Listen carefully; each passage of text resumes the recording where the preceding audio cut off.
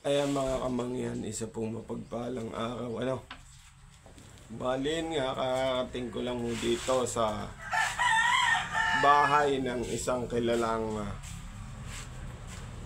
babaylan. Dati siyang manggagamot pero sa ngayon hindi na siya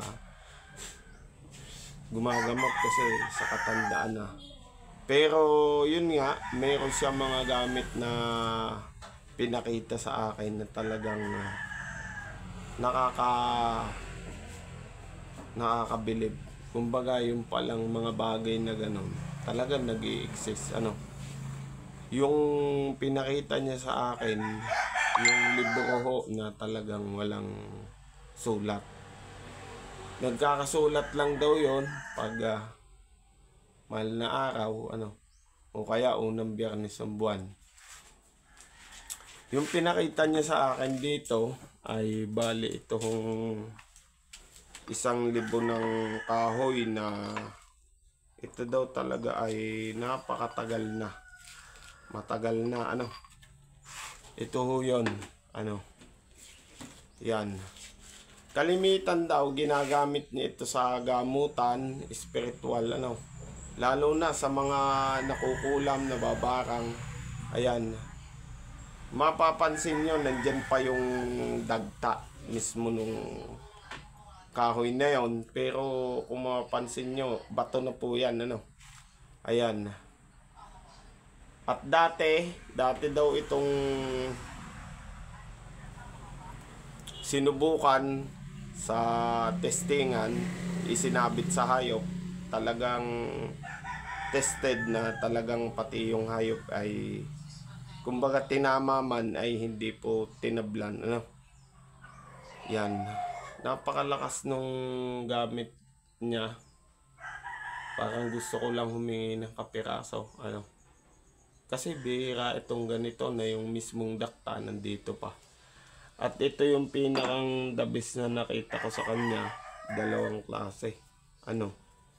Ito nakuha naman sa bahay ng anay. Alam niyo po yung punso, yung punso na sinasabi nila na yun daw punso, dun mo daw makikita ang mga duwende. Wala pong katotohanan yun, Ito yung nakita niya doon, bato na talaga siya. Yung ganito, mainam sa pangkabuhayan, Siya kasi may malawak na bukirin. At yun nga, tama po lagi siya sa palay. Kasi kabaliktaran po yun na ang anay maninira. Depende po yun sa mutya. Maninira man yung anay pero yung mutya niya pampaswerte. Itong bahay niyang ito, lang ho yan.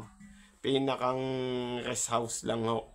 Ang bahay ho niya talaga ay napakalaki. Dito niya lang ako pinapunta kasi dito ito lagi namamalagi. Ayan may mga butas pa siya. At ito yung pinakandabis na nakita ko na hawak niya. Ito po yung libon ng pagong. Madilim. Ayan. Libon po ng pagong. Siyempre, makikita mo siya na original kung talagang balugbog lang ang makikita mo. Kasi pag po yan ay nagkaulo, nagkakamay, gawang tao na ho yun. Ito kasi talagang solid. Tapos parang meron siyang makikintab na parang ginto yung balugbog. Ayan, libon po ng pagong na naging bato. Napakabihira at kalimitan nagagamit po ito sa mga sabong, yung pinagbabadan, pinapainom. Dati daw itong nakabak sa bayawang niya kasi nga siya ay kalimitan nasa bukid.